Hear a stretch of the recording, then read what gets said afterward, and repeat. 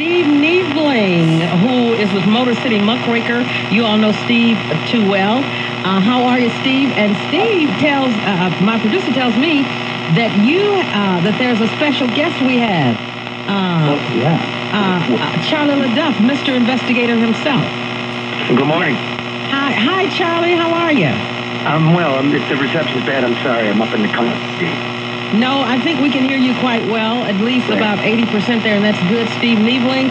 Well, let me just back up here and say that it was Charlie LeDuff, and you all remember the story too well, who uncovered irregularities in the home demolition program here in the city of Detroit.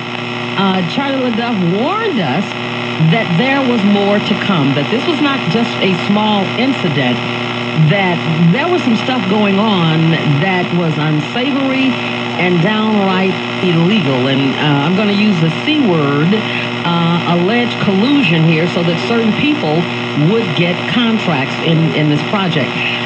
Let's talk to Steve first. Steve, what's the status now?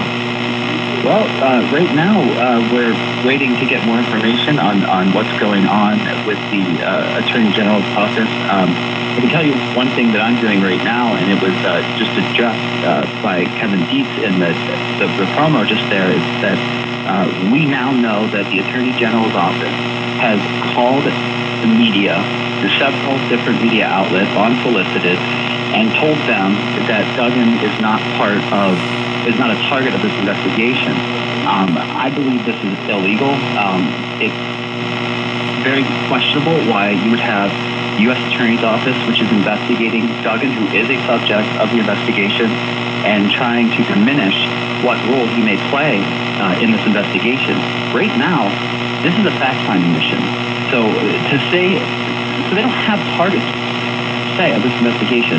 So for the Attorney General's office to call the media and say, well, make sure that you express that Duggan is not a target of the investigation, raises very serious ethical questions about whether or not the U.S. Attorney's Office is trying to protect Mayor Duggan in this investigation.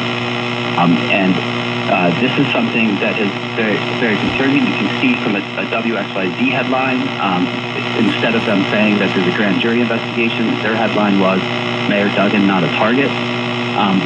At this point, and anyone who is working on this case, from the FBI to the Treasury Department, will acknowledge that they do not know yet whether Duggan will be charged, because they're in the fact-finding part of this.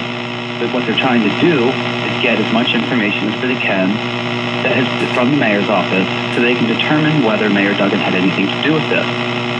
So there's a lot of concern right now that the Attorney General's office is trying to protect Duggan in an election year by calling the media unsolicited and suggesting that he's not a target of the investigation.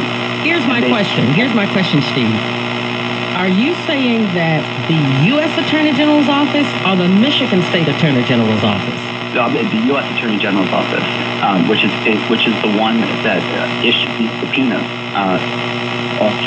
Again, this is a very early part of the investigation. I have talked to 3 people who are close to this investigation who have said that these allegations go very far, and one of them is that the city colluded with select contractors to make sure that they were the low bidders. So what the allegation is that you would get all of these bids from contractors, and then they would go back to the contractor they want to get the job, and then have them resubmit the bid so they're the low bidder.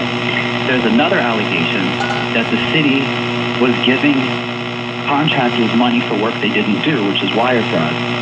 So at this point, they need the grand jury and the investigators need to determine whether Mayor Duggan or anyone from his office has ordered his appointees to make sure that certain select contractors got these bids or got these contracts. And we're talking, $240 million federal money that the Land Bank and Building Authority have had. So there's a lot of money out there. Charlie LeDuff, you described for